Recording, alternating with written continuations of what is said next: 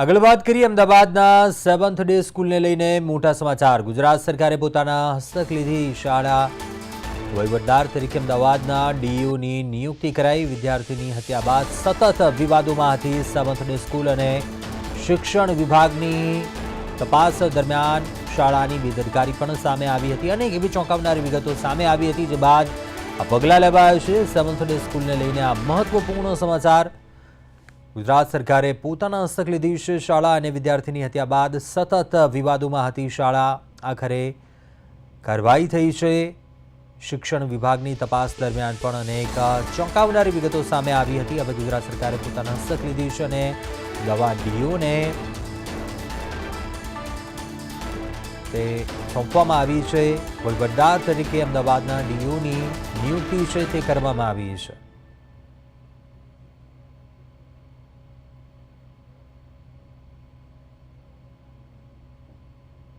માટે છે અને આ શાળાઓને વૈકલ્પિક શિક્ષણ ઓનલાઈન તાત્કાલિક શરૂ કરવા માટે સૂચના આપી છે। બીજું કે બીયુ પરમિશન અથવા તો ઇમ્પેક્ટ એએમસીમાં જે લેવાની પ્રક્રિયા છે તે સત્વરે કરવામાં આવે તેવું પણ જણાવવામાં આવેલું છે। આ શાળાઓ સ્વનિર્ભર છે।